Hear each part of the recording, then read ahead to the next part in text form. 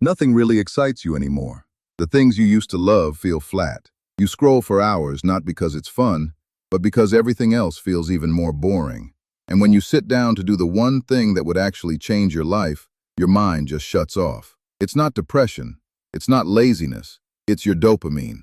And your brain has been quietly rewired to make the things that destroy you feel good, and the things that build you feel like nothing. In the next few minutes, I'll show you exactly how that rewiring happened. The experiment on rats that proves it, the single chemical pulling the strings, and the protocol that brings the spark back and puts you back in control. Because once you understand this, discipline stops being a fight. It becomes the natural state of a mind that nobody gets to hijack. Let's start with the molecule almost everyone gets wrong. Most people think dopamine is the pleasure chemical. It isn't. Dopamine isn't what you feel when you get the reward.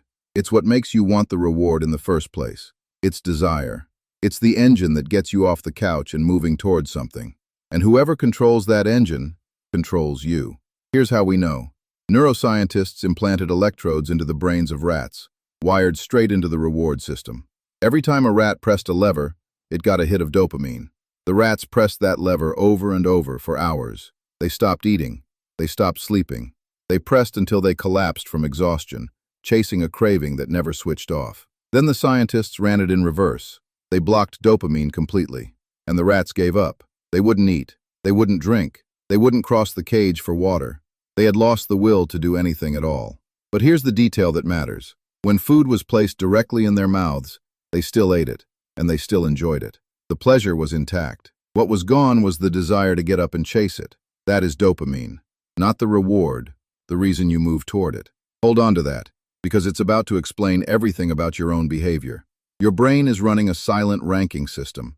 Every activity available to you gets scored by one number, how much dopamine it expects to deliver.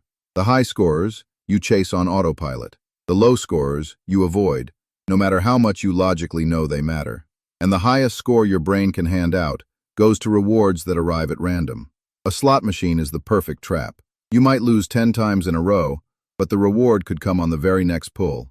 You just don't know when. That uncertainty floods your brain harder than any guaranteed prize ever could.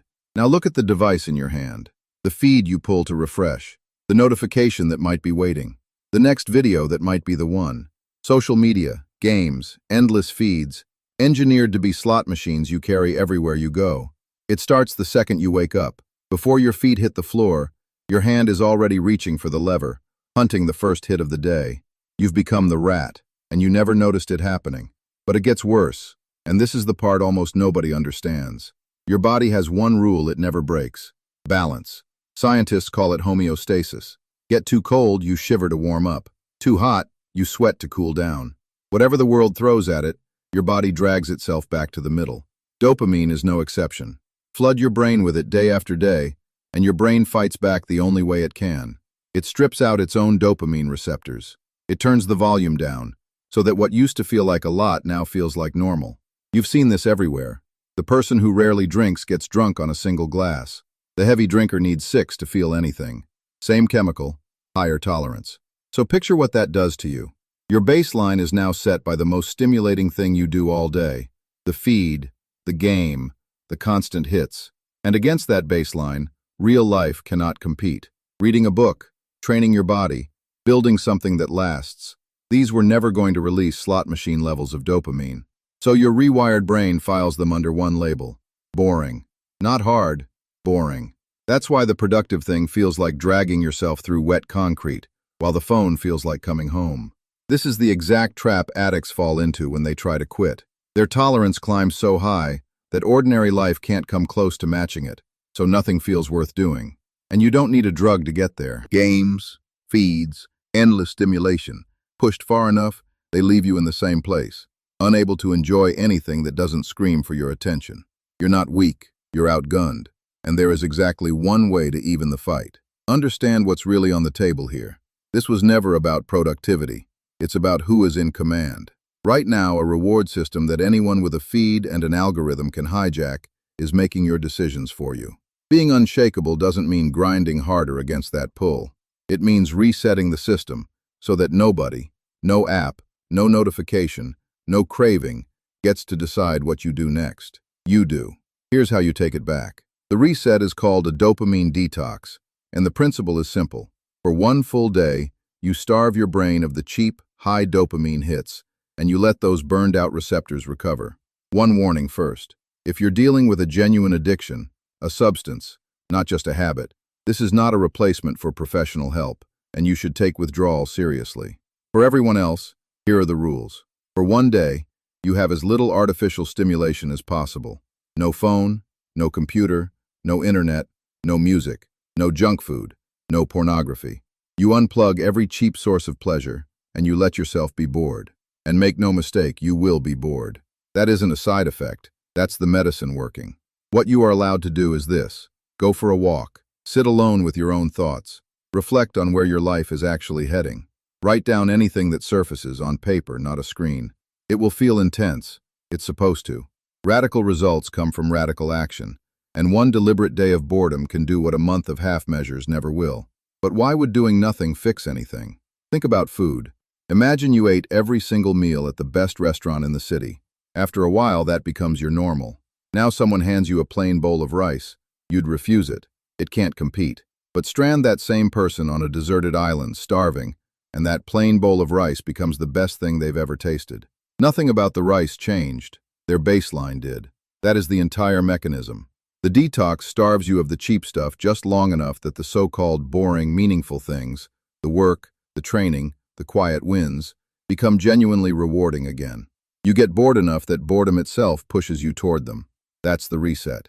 Now, one heroic day of nothing is a reset, not a strategy. The real change is in what you do every week after. So here is the system that keeps your receptors low and turns dopamine into your weapon instead of your owner. First, the lighter detox. Pick one day a week and cut out one high dopamine behavior completely.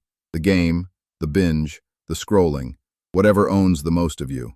One day, off limits, every single week. You'll feel the boredom, and that boredom will quietly push you toward the things you usually avoid.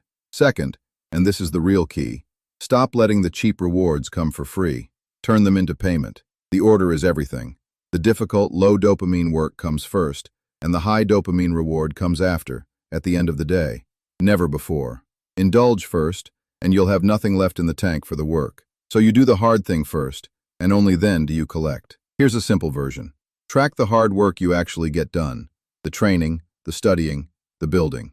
For every hour of it, you earn 15 minutes of the fun stuff, saved for the end of the day.